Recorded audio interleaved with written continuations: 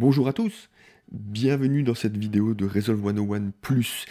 J'ai eu une discussion avec un des abonnés de la chaîne au sujet de la ligne que j'utilise pour faire un rectangle dans mes vidéos. Cette ligne, on la trouve dans les effets, dans les générateurs, et ici c'est le frame 1 counterclockwise. C'est cette ligne là que moi j'utilise, que je jette dans ma timeline, donc elle s'anime, hein, voilà, elle s'anime, et avec les réglages de ce générateur, je peux en faire une petite ligne pour qu'elle tourne, voilà, la durée que je souhaite, etc. Visiblement, cette frame 1 counterclockwise, elle n'est disponible que dans la version studio de DaVinci Resolve, selon la discussion qu'on a pu avoir. Et donc aujourd'hui, on va faire cette ligne. Alors il y aura moins de réglages, mais on va faire cette ligne dans la page Fusion avec la version gratuite de DaVinci Resolve, et on voit ça tout de suite après le générique.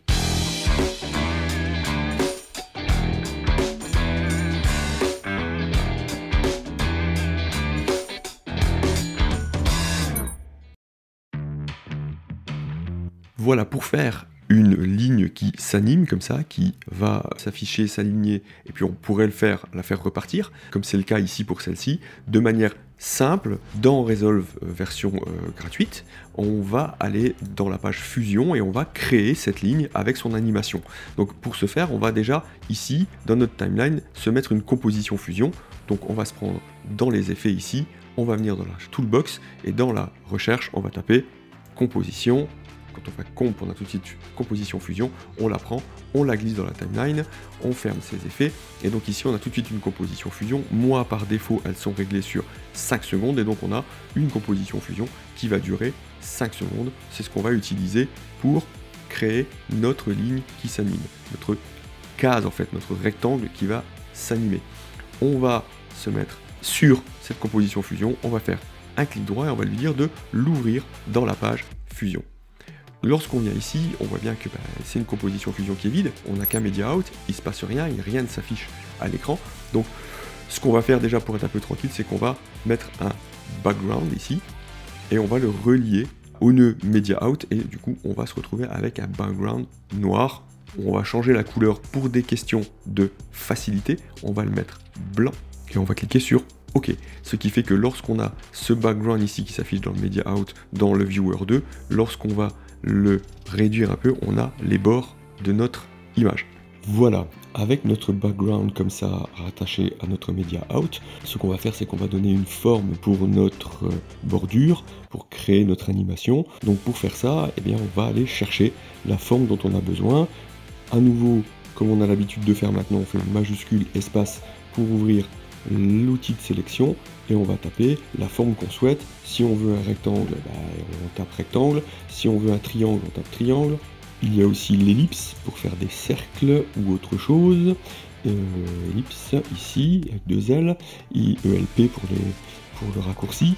Voilà, si on veut faire une forme libre, et bien plutôt que de venir chercher une forme rectangulaire, alors le rectangle, le cercle, l'ellipse, on les trouve ici aussi, hein, l'ellipse, le rectangle, et puis on trouve aussi le polygone ici. Alors si on fait majuscule espace et qu'on tape polygone, on va avoir ces PLY, le raccourci. Donc hop, on va prendre un polygone, on l'ajoute, on le raccorde à notre background. Alors c'est le bleu en fait, hein, puisque du coup c'est un masque à chaque fois, et ici voilà, lorsqu'on va venir cliquer, on va avoir la possibilité de se faire une forme libre. Je ne vais pas abuser, vous ferez ce que vous voulez. On la ferme ici, la forme. On peut venir sélectionner la totalité de ces points et leur mettre des petites... voilà, c'est ici le smooth. Hop, on a une forme qui est sympa. On peut venir sélectionner un point, le modifier, le bouger, etc. On peut faire ça aussi avec des keyframes. Et puis voilà, une fois qu'on est ici, l'idée, ça va être de créer une bordure, parce que là, on a un masque qui est complet, qui est fermé. Donc en fait, c'est la forme qui apparaît à l'écran, puisque voilà, on a un background blanc, mais on va faire une bordure, et on va faire ça avec le rectangle, puisque c'est l'objet de notre vidéo, mais voilà, on pourrait le faire exactement de la même manière avec un polygone, donc avec une forme totalement libre. Revenons à notre rectangle. Pour ça, on va supprimer notre polygone, et on va insérer notre rectangle. Voilà, donc on a mis un rectangle. Alors évidemment, là, j'ai cliqué directement sur le rectangle, ici, dans la barre de menu, en sélectionnant le background, mais si j'avais pas sélectionné le background, hop, j'aurais mon rectangle qui serait arrivé ici, je le relie à mon background. On a donc bien un rectangle ici. On peut évidemment lui donner la forme qu'on veut, avec plusieurs méthodes. Soit on va le mettre dans le viewer 1 à nouveau, voilà, pour avoir nos points, soit eh bien, on va le tirer comme ça tout simplement. Voilà. Vous voyez quand je l'agrandis et que je tire comme ça, dans l'inspecteur, les valeurs bougent. Voilà. Donc ça veut dire que si je remets mes valeurs dans leur version originale, 0,5 et 0,5, et que je viens les bouger ici, bah là, j'agrandis la largeur et ici la hauteur. Voilà, ça c'est la base de l'animation. Mais c'est pas ça qu'on veut faire. Nous, ce qui nous intéresse, ça va être de créer une bordure et d'animer cette bordure pour en faire une ligne qui s'anime dans le temps. Donc ce qu'on va faire, c'est qu'en sélectionnant notre rectangle, on va venir ici décocher l'option solide. Donc si on décoche l'option solide, vous voyez que voilà, notre masque background disparaît. Le blanc n'est plus là, je le remets. Voilà, on avait le blanc, hein, puisque notre background est blanc. C'était justement pour qu'on voit ça plus facilement que je l'ai mis en blanc. Notre blanc disparaît et on n'a rien. Voilà. Ici, c'est les commandes hein, qu'on a ici. Et ici, dans notre viewer, dans notre media out, on n'a rien. Donc l'idée, ça va être de venir travailler ça pour avoir quelque chose. Et pour travailler ça, c'est très très simple. Il suffit déjà ici de mettre l'épaisseur de la bordure à plus que 0. Voilà. Et on va commencer à avoir une bordure. Notre bordure là, elle est blanche parce que notre background est blanc. Et donc, allez, on va la mettre à 0,70. Voilà, 0,07. Tiens, allez, James Bond. Et puis, si je reviens sur mon background et que je lui change la couleur, on va passer en rouge puisque c'est ça qui nous intéressait. Hop, on a une bordure rouge. On revient sur notre rectangle et ici, on va pouvoir lui faire un peu soit lui softer les bords, hein, donc lui faire des bords un petit peu plus soft. Vous voyez, il faut devenir un peu... Mais ça m'intéresse pas. Moi, ce qui m'intéresse, c'est d'avoir ça comme ça. On peut faire ici, avec le radius des angles, on peut venir lui arrondir un peu les angles. Voilà, moi j'aime bien ça. Donc on va arrondir un petit peu les angles. Et puis, c'est à partir de là que nous allons animer notre bordure. Donc en fait, l'idée c'est de venir au tout début. Et vous allez comprendre très vite comment ça fonctionne. Ça se passe avec la position et la longueur. Je suis donc bien au début de ma timeline ici. Ma longueur, bah, il suffit de la raccourcir, de la réduire, et vous voyez que vous avez votre bordure qui se raccourcit. Si vous changez la position, c'est l'endroit où elle va démarrer. D'accord? Donc si vous voulez la faire démarrer à partir du bord ici, par exemple, hop, à 0,5, ici, on est ici. Donc votre ligne va démarrer ici, et elle va venir se fermer au même endroit.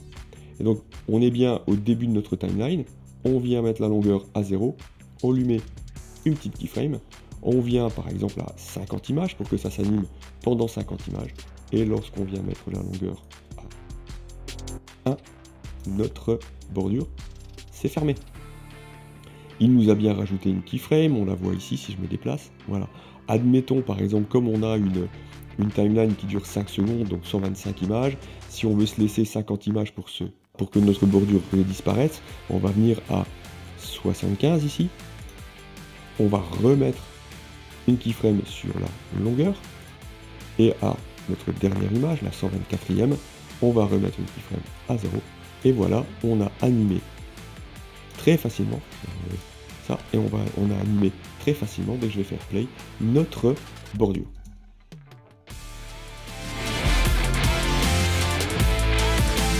Ok, elle s'anime pendant 50 images, elle reste 25 images complètes, comme ça, et elle disparaît pendant les 25 images suivantes. Il suffit ensuite de revenir dans notre page Edit, et donc ici nous avons notre bordure, qui fait donc bien ce qu'on vient de faire dans la page Fusion. Ça c'est la base, ensuite bah, on va la mettre par-dessus notre image, ici, hop, on va dupliquer ça, hop, on va le raccourcir. Et voilà, nous avons notre animation notre bordure animée. Donc vous avez compris en plus que vous allez pouvoir choisir la bordure, la couleur, les angles, la rondeur des angles, etc. etc. Et puis, soit ensuite, on choisit la simplicité et on ne vient modifier les choses que dans la page Edit, c'est-à-dire qu'on va sélectionner notre composition, et on va pouvoir ici, en enlevant le cadenas ici pour notre zoom par exemple, alors si je laisse le cadenas du zoom, je vais rétrécir, rapetisser et agrandir ma bordure à volonté, et si j'enlève le cadenas, voilà, on voit tout ça dans Resolve 101, si j'enlève le cadenas, je vais pouvoir bouger le zoom X et le zoom Y indépendamment, donc si je veux allonger la largeur, hop, si je veux raccourcir la hauteur, etc., etc. Ça, c'est le moyen le plus simple. La position, c'est pareil. Donc, si je veux venir maintenant, par exemple, dire que c'est mon micro que je vais mettre en valeur, je viens bouger ma position. Je viens bouger ma largeur, ma hauteur.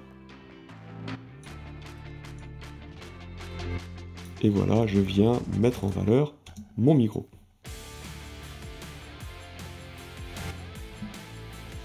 On peut ensuite jouer avec la vitesse de cette composition fusion, mais pour ça il faut faire un render in place de notre composition, parce que sinon en fait on ne peut pas le faire avec une composition fusion. Vous voyez, ce n'est pas sélectionnable ici, le speed change n'est pas sélectionnable. Si je fais un clic droit et que je lui demande de changer la durée, vous voyez, je ne peux changer que la durée de mon clip, je ne peux pas changer la vitesse. Donc en fait pour ça on fait un clic droit, on fait un render in place.